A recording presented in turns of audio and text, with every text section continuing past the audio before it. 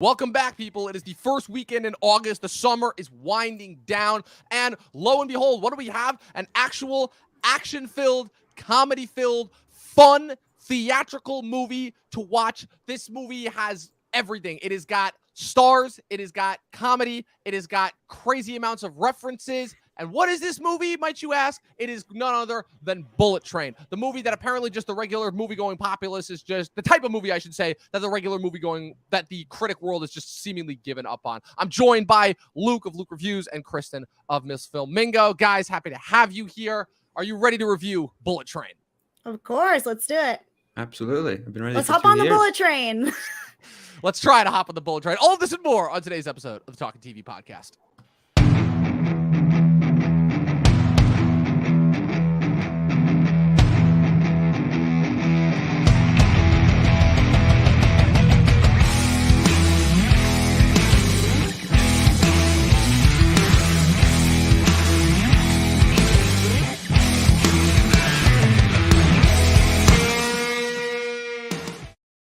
What's up, guys? I'm super happy to have you both here. You two have probably become two of my favorite guests that I've had on in the last year in general, as I've been trying to incorporate some of the YouTube community that we formed back in 2020 back into the world of podcasting. And we have to review here something that I didn't think that it was possible for us to get anymore, which is an actual fun-filled, crazy action movie. It is called Bullet Train. It has got a gigantic cast. It's from one of the directors of John Wick, David Leitch.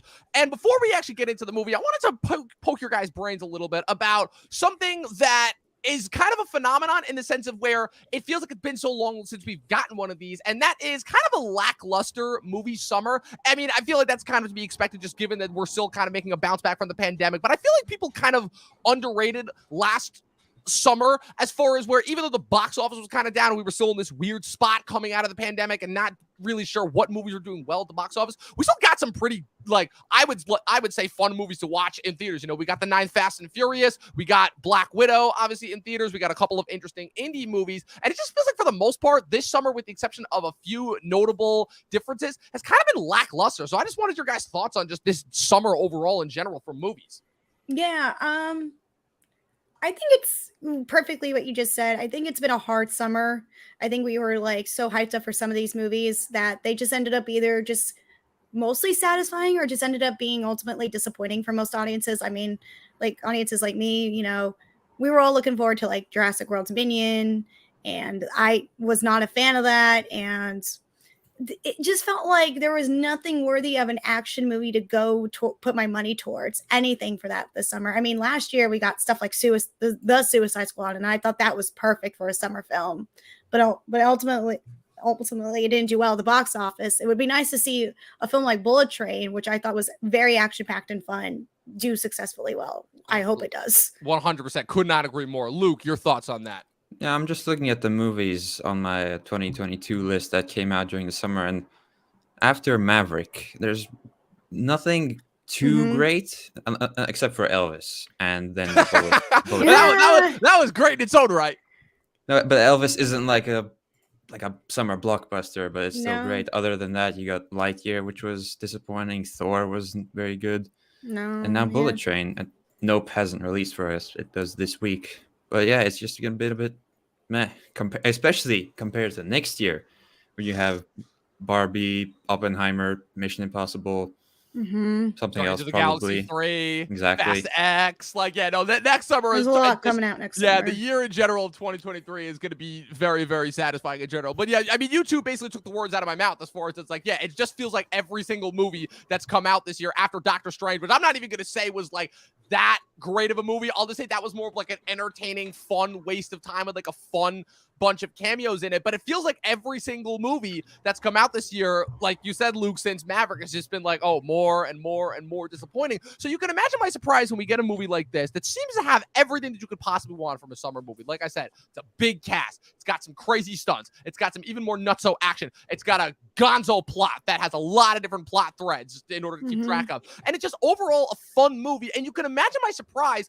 when the reception of this movie for the most part, is middling to negative. I mean, we all loved it. I think it's safe to say a lot of people that we know that we saw it with really enjoyed it. You know, I saw it with two people who who probably laughed more at this movie than I think I've seen them laugh just at anything in general this year. So it's like, I guess the next question I have for you guys is, what is going on with the critics here? Like, we got a movie that's actually fun to watch, that's filled with action, that's filled with comedy, and every single review that I've heard about this from a quote-unquote professional is just negative. So, like, what's going on with the critics here? I don't know. I feel like now we see this, like, part of it is like a generational thing. I think that's one thing, because now the critics I feel like most of the critics I follow are getting older. They don't see the same way we see film nowadays. I feel like that's one thing. All right, Luke? I don't know. Critics can be a real enigma sometimes. When I saw this at 50% on the tomato, I mean, 50? You're like, are we that negative on it? I'm like, I could get it if it was like maybe between like 60 and 70 or like, oh, yeah. that I'm like, okay, that would make sense. It's probably like 50. That seems a little low. It was questioning. I was like scratching my brain, like, okay, like, one critic said, "Oh, it never takes off anywhere. It stays. It never goes to the stop it wants." That's another thing critics. Like, that's another thing critics got to stop. They got to stop, but they got to come up with those. They got to come up with better puns like that. That's cringy at least. That's just. It's like even Ambulance. Like I think these are around the same level, but Ambulance has like what, a high 70? It's like the highest Michael Bay movie on there. I'll tell you the big difference for me between those two movies. I thought that the plot for this one was, just for me at least, a lot more engaging and a lot more interesting to keep track of than Ambulance, for the most part, is kind of one track. It starts, and the intrigue and general interest of that movie comes to the fact that it just doesn't stop until it reaches its finale. But that movie, that movie's pretty easy to keep track of. It has some pretty ludicrous things in it. This movie, at the very least, feels more charted out, feels more plotted out, and part of that helps based on the fact that it is an adaptation. I mean, Ambulance, remind me again, Luke, Ambulance is a remake of a foreign film, right? I think it's a remake of a Danish film, but I couldn't find the Danish film, and I doubt that they took much.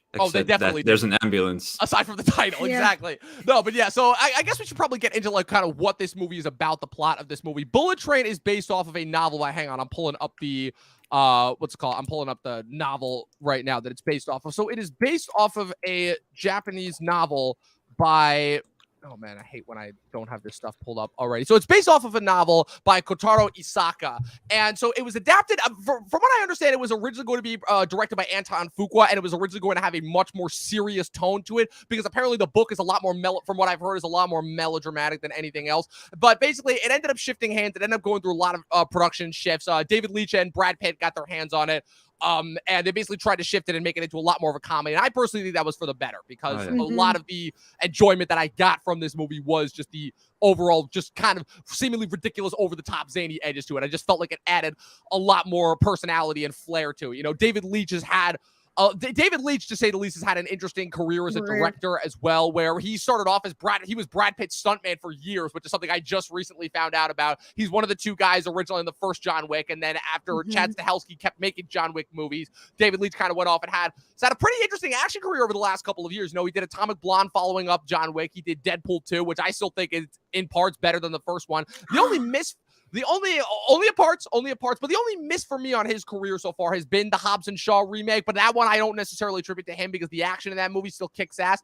And now you have this movie that he does, and I can probably say that this is probably the first movie that he's made that actually feels like more of like a unique vision of his, because it's not it's his first project since Atomic Blonde. It's not a sequel. It is an adaptation, but it delves very much so into like the pulp realm. Basically, it's following Brad Pitt's character Ladybug, who's an assassin that's just kind of come out of therapy and is assigned to retrieve a briefcase from a bullet train that's on its way from Tokyo to Kyoto in Japan, and basically comes to discover that there are several other assassins on the train, each with different varying agendas, and he basically discovers that something else is going on that he was not privy to and aware of. And I can say, starting right off the bat, just as far as my overall general thoughts before we get into some spoilers, is that I mean, the immediate first thought is, I'm like, this is basically like the 2020s version of what a Tarantino movie would look like, in the sense of where it's ironic, because the first sentence that I wrote in my review for this on Letterboxd, this is basically if you took Brad Pitt's character from True Romance, which is originally a Tarantino script, by the way, and basically as also one of the only survivors of that movie too, and basically put him into like a modern day action Tarantino-esque script. And you would think that wouldn't necessarily work, but it works amazingly well, where his whole thing throughout the movie is he's just like, yeah, I'm trying to avoid violence, I'm trying to keep things zen, he's constantly trying to get it off the train. He's like, wrong place, wrong time. He's not even supposed to be there. He's filling in for another assassin who we later find out is played by in a hilarious cameo. And it's one of those like kind of unintentional protagonists. I forget what like the specific story structure word is, but it just makes his dynamics playing off of the various different colorful assassins that are on the train just so much fun, so entertaining, and so engaging. And I definitely think that a character like that is needed for a plot this dense, because as fun as this movie is, the plot is very, very dense, and there are a lot of moving pieces, and you definitely have to pay attention in order to kind of just make sure that you're not missing anything. Because if you miss it, this is one of the few movies that if you miss even one segment, you will be completely lost. But I don't know. What are your guys' general thoughts on this movie? I think just stemming off of what you just said, I think this is the coolest part about this movie. It felt like a puzzle to me to figure out which assassin connected into unique ways. And I think that what made part of this film stand out, and I think what draw a lot of people away from it, because there's so much to pay attention to. There's a lot of pieces to connect to. And with each assassin, I felt what David Leitch did really well with this is that he made each character very uniquely different and each person and very engaging to interact with. That's the one thing I really liked. And that's a good point. And I actually think that might be a thing that, like I said, if we're talking about like kind of the generational divide between kind of critics of old versus critics of new, I definitely know that when it comes to people more so our age, we have a lot higher of a tolerance of movies that like can be a little bit quote unquote overcomplicated, because again, just because of our brains, we like kind of, being able to piece things together and figure things out. And I feel that was something that back in the day was a lot more of a harder sell, which is why you didn't see as many movies try to do that. But for me at least, that was part of the fun, was watching and trying to figure out all the pieces as they were like kind of unfolding, and as far as like kind of how they all ended up connecting to this kind of one final boss that they had to take out at the end. And each, character that showed up, each cameo got so much better and better and better and better. Like, I could not believe who I was seeing every time who showed up. And I was like, oh my God, this person also worked with David Leitch. This person, didn't work with David Leitch, but this person is still awesome. Like, I was ready to flip, like I said in my review on my TikTok, I was ready to flip my seat, because I was just like so mind blown what they were able to do with this film and who they were able to connect and bring on with. I'm surprised that Kevin Hart didn't pop up at one point. Yeah, honestly. I will say, it's like, of all the cameos they got, there are a lot of cameos. We're going to break that down in a bit. But yeah, I'm surprised. I'm like, they got Kevin Hart just pop up for a random shtick in Hobbs and Shaw. But I guess The Rock wasn't here. So I'm like, okay, that makes sense. That why Kevin Hart wouldn't be here. Luke, what were your general overall thoughts on Bullet Train? Yeah, I've been excited for this movie ever since it was announced. Like, action movie from David Leitch starring Brad Pitt called Bullet Train. Okay, that's all I need to know. I'm in. You know me, I like my fast moving vehicles. That you do. As we know. Then the trailer dropped. I thought, oh, this isn't exactly what I was expecting. It's a lot more comedic, but still looks really good. And then I saw the trailer 900 more times before every single movie. And Craven, the trailer for Craven can't be too far, so I'm sure that's gonna replace it. Yep. Like this replaced Morbius. And I just absolutely loved it. It looked like a movie tailored to me. I love just a good, fun action movie, and it completely delivered. I think the characters and how unique they all are was my favorite part. I wouldn't say the action was like groundbreaking or anything, but I don't think it needed to be, as long as it's having fun. The comedy was great. Of course, the surprise cameos were brilliant. The last one, it couldn't have been anyone else in all of Hollywood if they tried. Yeah. Oh, it was so good. It was so good. And that one is like, again, if you've been paying attention to David Leitch's filmography, specifically his last two movies, you can kind of figure out what the last came is good, but it just made it that much more glorious when it actually happened. I like your point that you brought up about the action, in the sense of where it's nothing groundbreaking, but it's one of those senses where it didn't need to be, because what this movie does that, again, movies of old used to do, is that it was very economical. It doesn't need, and that's the thing that I've liked about the John Wick movies and a lot of David Leitch's other movies and a lot of like the modern day action movies that I think do it right, is they don't need to depend on these grandiose, over the top CG filled action spectacles. The thing that they've gotten, I think, real and done really well is they're very economical about making good use of their space, just making sure that the audience can keep track of what's going on in each action set piece. And I think this movie does this masterfully in spades. And as far as balancing out the action of the comedy, and just the little sight gags too, where I think one of my favorite gags is where Brad Pitt opens the door while he's on the phone with his handler, which is another surprise cameo that pops up at the end. Aaron Taylor Johnson shows up the phone, reveals that he's tracking him because he's using Brian Tyree Henry's phone. They fight into the like the service area, and then they pause. And you would think it's gonna be like one of those brief pauses as like she comes through, and then it immediately resumes. No, they stop for like 5 minutes just to have this back and forth. Right before Brad Pitt finishes his water bottle, the girl from The Boys walks out and he chucks the water bottle, decks Aaron Taylor Johnson. That's in the trailer too, and just it is that little moment. So that's not necessarily really a spoiler, but it's so good. It's moments like that where I'm like, we used to get this in movies all the time. Like, why can't we get this in every movie now? It was hilarious, to say the least. And like I said, I mean, if you want to just break down some of the characters that we have in this movie, besides Brad Pitt's Ladybug character, you have a pair of assassins that are known collectively as the twins, portrayed by Brian Tyree Henry and Aaron Taylor Johnson, known collectively as Lemon and Tangerine. You have a child assassin known as the Prince, portrayed by Joey King, whose whole modus operandi is she poses as, a prissy, prim little schoolgirl who is super deadly. There is a Japanese assassin who is on the train looking for somebody who pushed his son off of a mall building. That is kind of revealed in the opening scene of the movie. And then as the movie unfolds, you are introduced to just way more assassins it's just like, oh, you thought that 4 was great. How about we throw in 6? How about we throw in 8? They just keep piling more and more and more on top of it. Like Bad Bunny shows up, has this entire montage. Zazie Beetz pops up and like a random thing out of nowhere, and it's one of those things where it's like you would think that it would just get so completely overloaded. But it's like you said, Kristen, the way that they are able to incorporate each and every single progressive new person into the plot and how they're all able to make it connect at the end, it makes you interested as far as like, okay, so I don't feel like I'm being overloaded, even though there's just a lot of stuff that's going on here, So my next question for you guys is, what was probably your favorite specific sequence in the movies? And I don't say this about a lot because, again, there aren't a lot of movies now where it's like, yeah, they're just every single sequence is just so fun and entertaining that you can pick. Because I'm like, I can list 5 off the top of my head just as much as but yeah. Luke, I'll let you go first this time. I think I can't point out one specific, but I think my favorite was towards the beginning, where just Brad Pitt and Aaron Taylor Johnson and Brian Tyree Henry are sort of chasing each other slowly, trying to figure out what's really going on, and it's just these actors exchanging these great moments. And for me, Aaron Taylor Johnson, Brian Tyree Henry were the absolute MVPs of the film. Like 100%. I would definitely like to see a spin-off of those. Yes. Why not? They'll make anything these days. They could. They literally could. They both had this great chemistry together, and it reminded me of like the connection of like The Nice Guys. Yeah. Where I was so engaged by them, and they just worked and well played off each other, like that good cop, bad cop vibe, but like good bad cop assassin.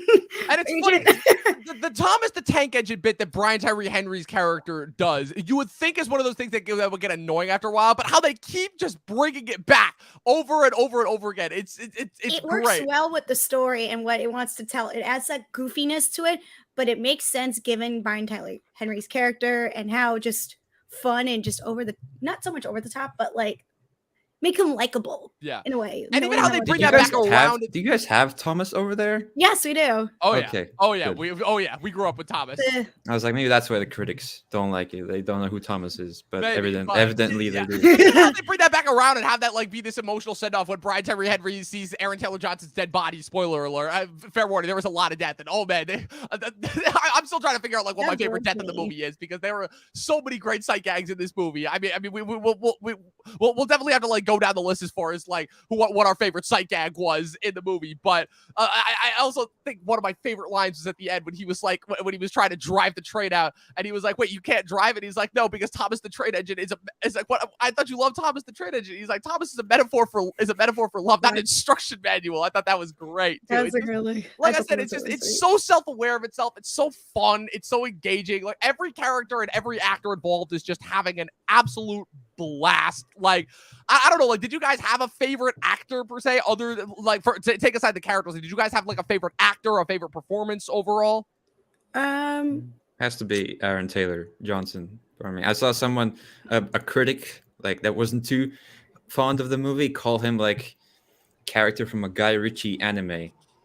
I 100% I think agree. that's a Yeah. positive. I mean, that's Like, 100% correct. Like, I heard That's she's a great too positive. as a director. Why is that a negative? Like, I don't know. I enjoyed it. I think it worked. The mustache is absolutely glorious. Oh, That it's it's great. mustache summer season. So bring back great movie mustaches. Like, I mean, we got Miles Teller doing it. Now we can have Aaron Taylor Johnson doing it. Why and not? Evans as well. yeah, Evans as well. Yeah, it's hey, your favorite movie of the year. No, Exactly. But like, Aaron Taylor Johnson's had such a weird career because obviously, again, he kind of breaks out in the mid 2000s in his teen years, doing a bunch of kid movies. Then he does Nowhere Boy and Kick Ass in the same year in 2000. And then in the mid 2010s, he tries to get into the blockbuster phase with, I would say, two kind of lackluster performances and two otherwise pretty good movies in Godzilla and Age of Ultron. And he spent the last couple of years doing some really weird indie off the beaten track But movies. they're great.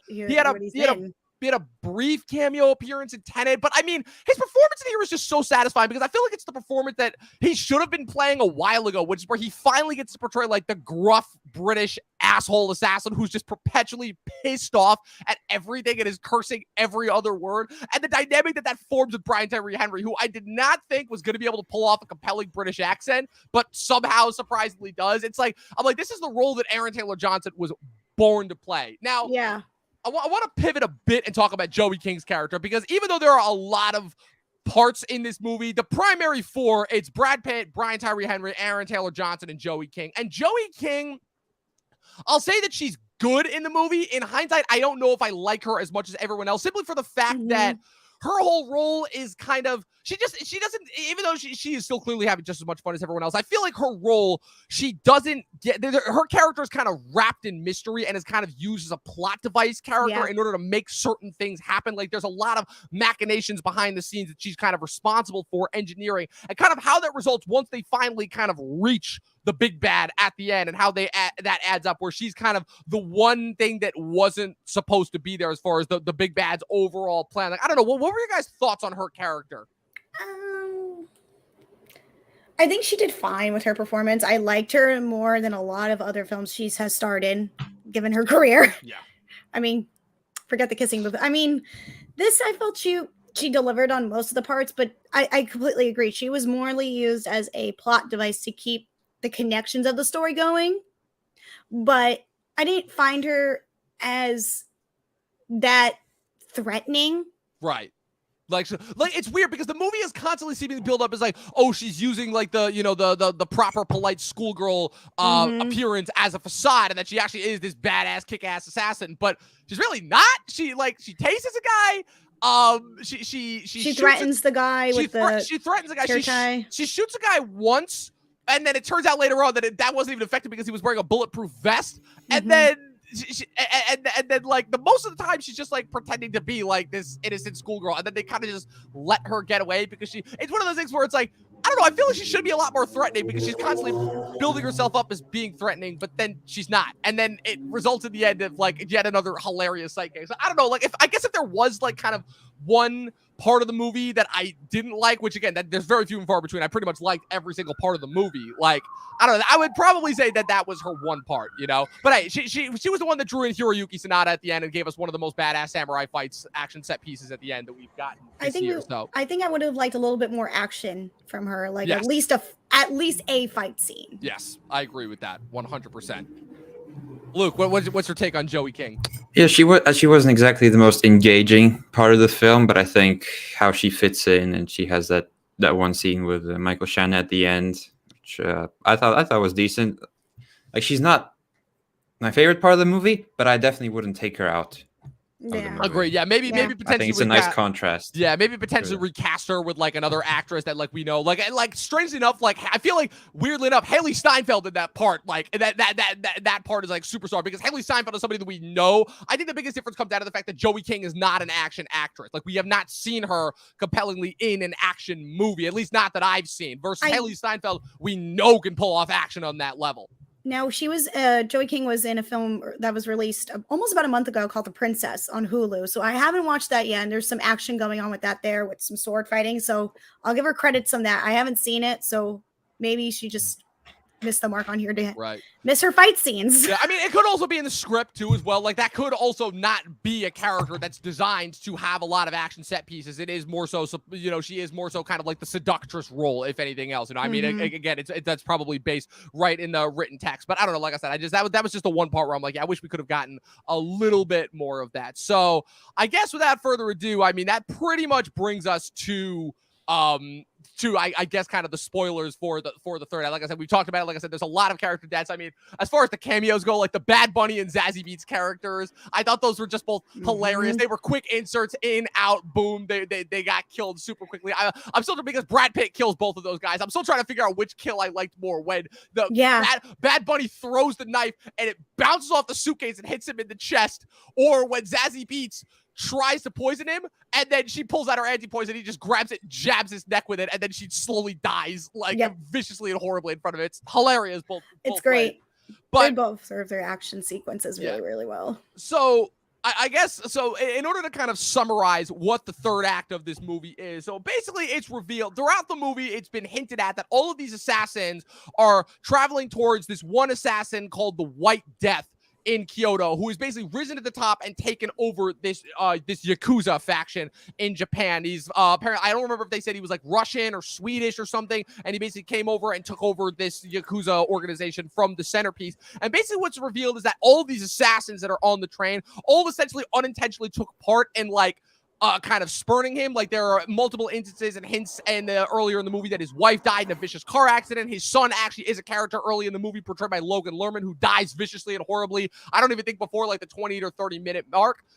There's also rumors about like a surgeon that is revealed to have been like operating on his wife, who was poisoned by Zazie Beetz' character. And essentially what's happened is that the Michael Shannon's character, the White Death, has drawn them all to this train in order to have them systematically killed off one by one, because they've all kind of spurned him. The twins, Brian Tyree Henry and Aaron Taylor Johnson, slaughtered his crew in Bolivia. What's it called?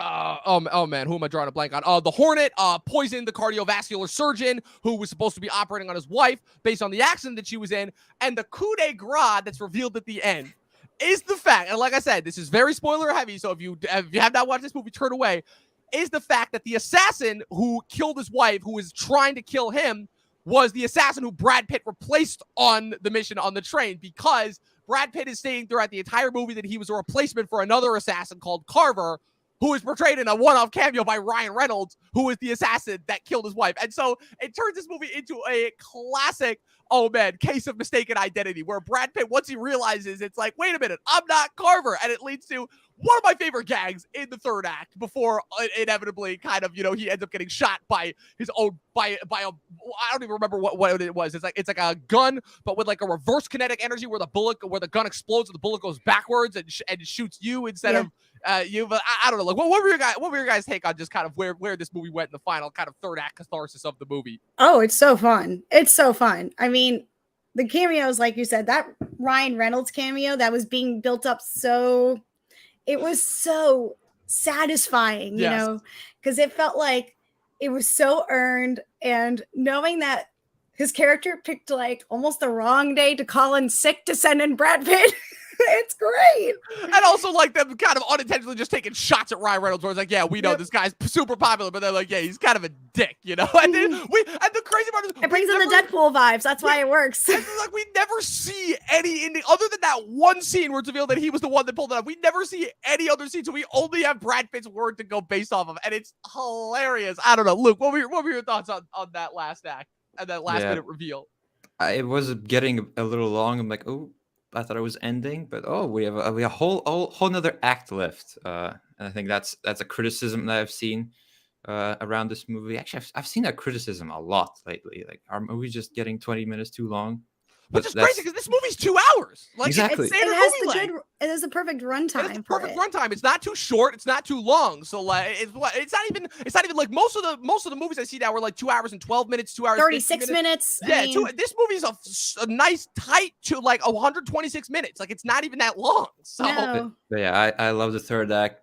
When they started moving the train again, that really ticked off my brain. Like, oh yes, fast vehicle action. And then it crashed into another bullet train ahead of it, and that was awesome. That looked spectacular.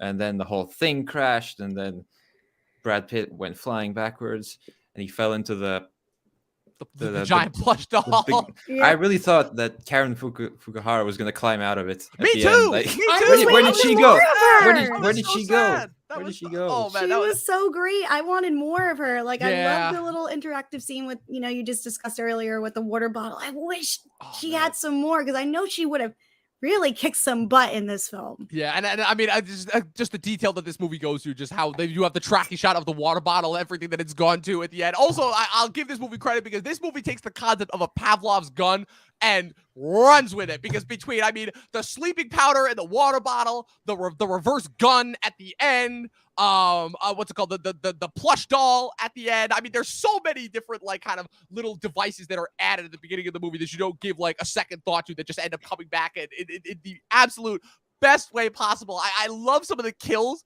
in the third act as well, where they just got so creative with it, where it's like they ended up what's it called, I'm trying to remember, where it's like they ended up just like shooting at everyone. And I almost forgot too that this movie also has a post-credit scene that is just when you think the movie's done and the craziness is ended, they have one more like kind of cherry on top of this delicious ice cream sundae that you just finished. And I won't spoil that, because I will say that is one thing where it's like, yeah, you guys should definitely stay around and reward yourselves for. But it was just it was majestic. It was absolutely, it was a good way to end hilarious.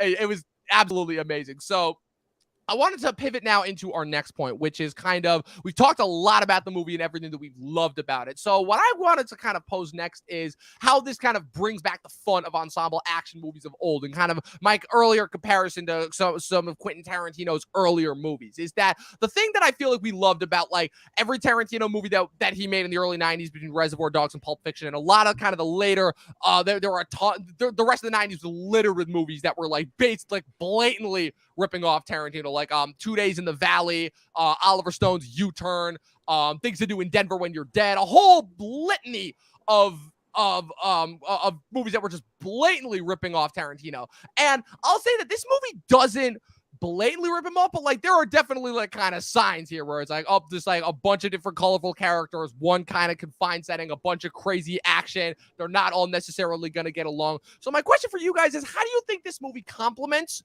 kind of some of those previous ensemble action movies? And do you think that this kind of adds anything new of note to that? Luke, do you want to go? It's okay. I'll try something.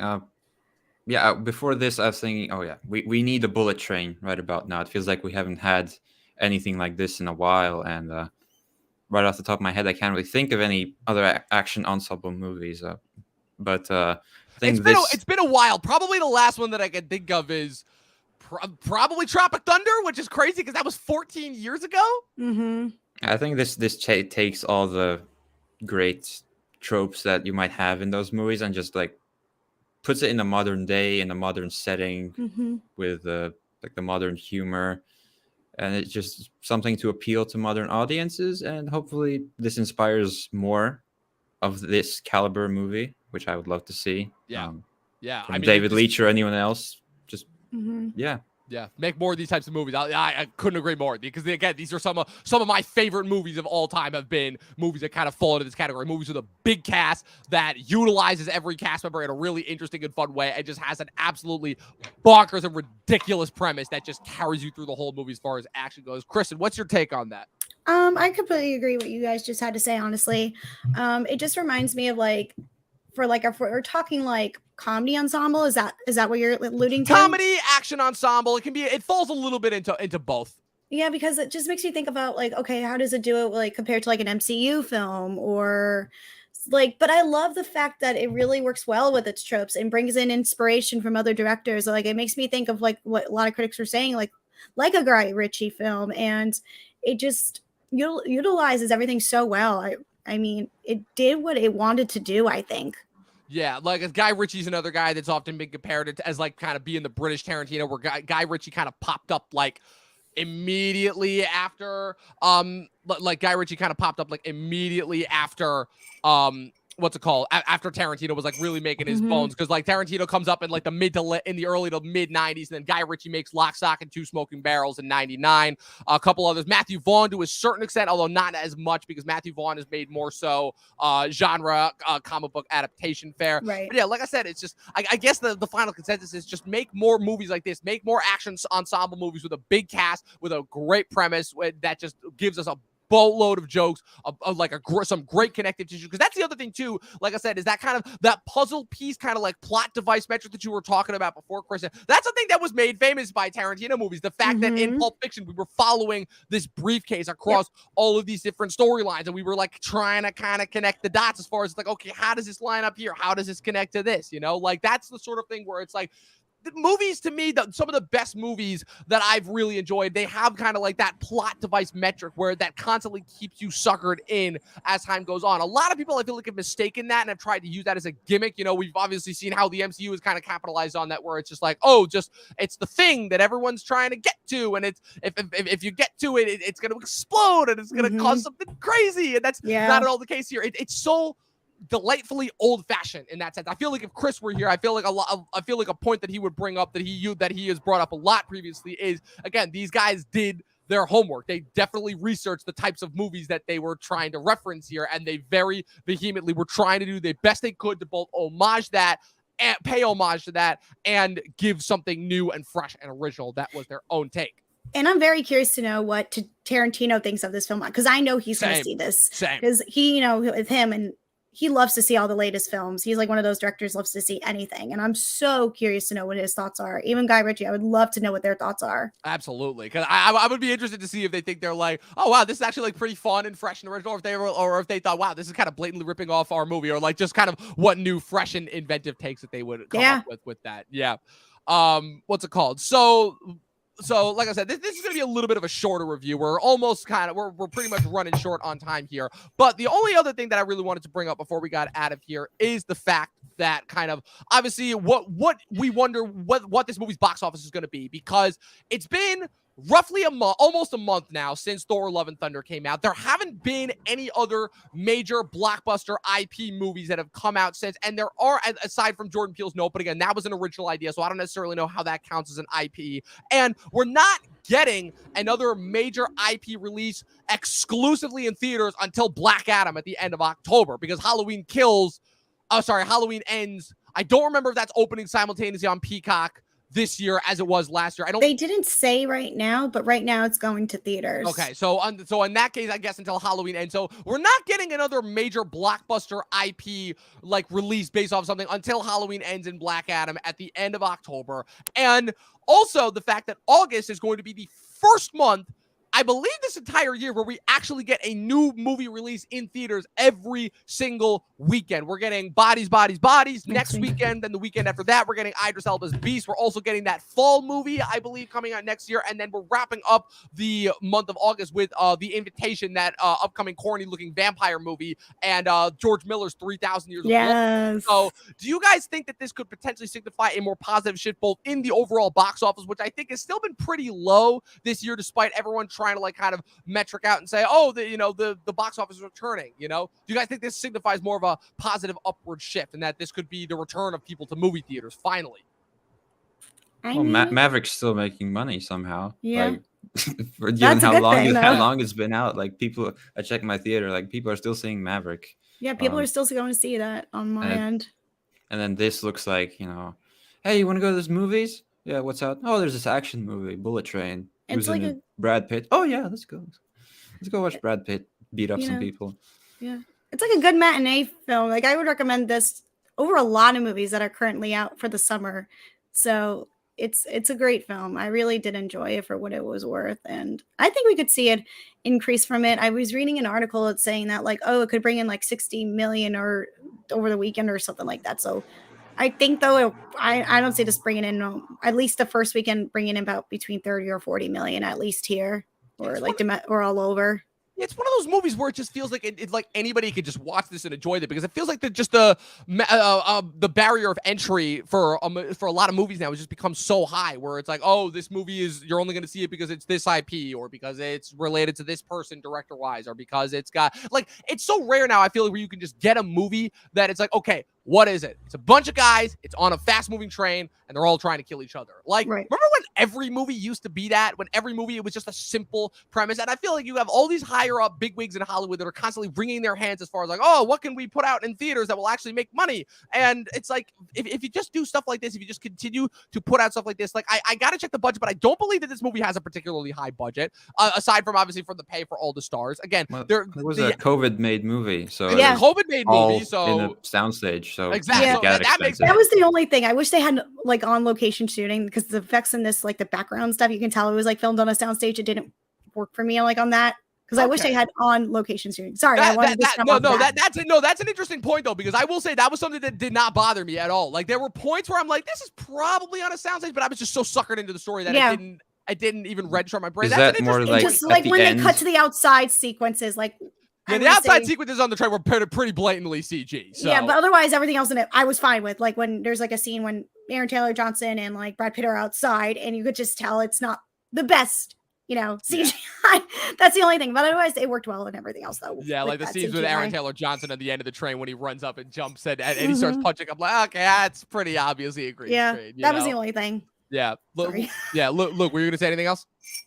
No, but afterwards I just checked out of curiosity how fast the average bullet train goes, and it's like trying to convert to miles. You can do it in kilometers. It's like 200 miles an hour.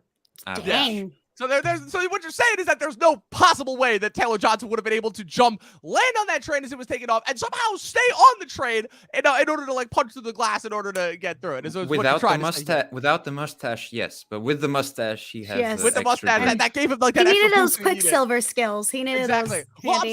Hey, maybe if he had the mustache in Age of Ultron, maybe he would have been able to avoid, being shot to death. I'm sorry. I'm never gonna forgive him. You cannot tell me that 1 year earlier you have Evan Peters moving faster than the speed of light, being able to move bullets out of the way, and Aaron Taylor Johnson goes in front and uses his body as a shield for Hawkeye. It's like, just move him out of the way. Like, this is not hard. I don't know. Just blatantly obvious that they needed to kill him off for Wanda's emotional development there. But hey, that checked off our Marvel quota for this review. But yeah, overall, I think the general consensus that we can come to is that this movie was just an overall blast. Heavily recommended, fun for the whole family. You can even take your smallest 10-year-old to this movie, and they'll be I able don't know to about enjoy that. it. I don't know how bloody it is in some parts. I'd take my 12-year-old. It's a good. Yeah, take your 12-year-old. I was always told that the blood was just ketchup in movies.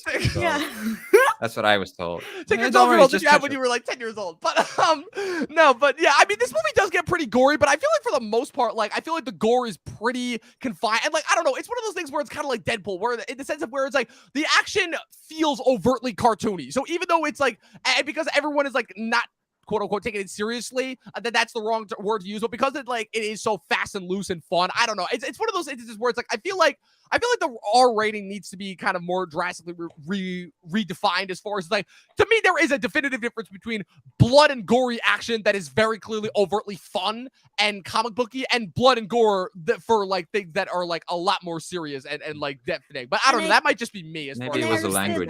The language. I was just gonna say they have that, PG. You can have that one F word in the PG. That's true. movie. Yeah, they were fair Don't about tell it. Aaron Taylor bombs. Johnson. I don't know. I don't know. I might just, like I said, I'm just sympathetic because I'm like, yes, finally a fun movie that is made for adults as well. Well, semi-adults. I don't know. That's just me. So our final thoughts, overall star ratings, and as far as like, would you definitely recommend watching Bullet Train? Kristen, let's start with you. A star rating? Yeah, final thoughts and star ratings. Okay, so if we're talking stars, I give it like a 3.5 out of 5, 7.5 out of 10. I gave it a B plus because I like to grade not B plus, a B. Given how I grade my films, I give them like from A to F scale, so I've given it a B. So it's fun. Perfect for summer. Man. Lower than I thought it would be. Very interesting. Luke, your final thoughts and star rating. Maybe a 4 out of 5. I think just out of how much I had fun with it, I itched it up to a 4.5. out of Yes. 5. Wow. Yes. When I rewatch it, it will inevitably drop to a 4, but that doesn't matter. See, it's funny. I saw this movie. I think this is the first movie since The Batman that I actually saw twice in theaters opening weekend. I saw it once on Thursday, and I saw it again on Friday with my friends because that's how much fun I had with this movie. It was a 4 when I saw it originally, and I have since pushed it up to a 4.5 out of 5. This is just such a boatload of fun, such a blast, so funny. The action is great. I mean, it's everything you could want from a movie. Like, I really, again, it's coming back to the critics' point. I do not understand what it is that the critics do not like about this movie. You know, I think we could just attribute that to it's just, man, the critics, they really don't know anything. You know, you just gotta go in and make your own opinion. But hey, will this movie be the return to fun movie theater viewing that we've been hoping for all year? We're only going to be able to find out as the rest of the month of August goes on, as we transition away from the summer into the fall. Kristen, Luke, I wanted to thank you guys so much for coming on to this podcast. This was an absolute blast. Real quick before we go, plug yourselves. Where can the good people follow you on the interwebs? Kristen, starting with you. Okay, you guys can follow me on Instagram at Miss Flamingo. I'm sure my links will be somewhere, right? If not, that's okay. Yeah, you can follow me on Instagram at Miss Flamingo, on Twitter at KFilmingo, and I write for a couple different websites. And you can catch me on the MK Productions podcast. And you were just on to talk Jordan Peele, which we had a lot of fun. We had a lot of fun. That shit went on for 3 hours, and I loved every single minute of it. It was great. That was the longest I think we had in a while. So it was a lot of fun. Luke, we have to get you on at some point. Because I would love that. Because I know like we've been in passing. I would love to have you on because you also have some great thoughts. So yeah, really enjoyed being on here. Thank you so much. And because I know we were talking about this movie for a while, just you and I talking about it in the DMs, and now it's here. We got to talk about it. It was great. Thank you so much for having me. So much fun. Like I said, you're welcome back anytime on. Luke, where can the good people follow you on the interwebs? Nowadays, I mostly leech off other people's channels, but on occasion, you can find me on Instagram at Luke_reviews and on Letterboxd. Oh, man, very active day on Letterboxd. That's one of the greatest plugs I think I've ever heard in general. So I don't even necessarily know if I can top that. But you can follow me at Movie Nerd Reviews across all platforms. Be sure to follow the official Talkin TV podcast across all platforms: Facebook, Instagram, Twitter, TikTok. Be sure to subscribe on YouTube. Follow us on Twitch. New episodes are uploaded every Monday on Spotify and Apple Podcasts of the Talkin TV podcast. And as always, people, for myself, Luke, Kristen, 12 seasons in a short film. I'd watch more fucking movies. We'll see you guys next time.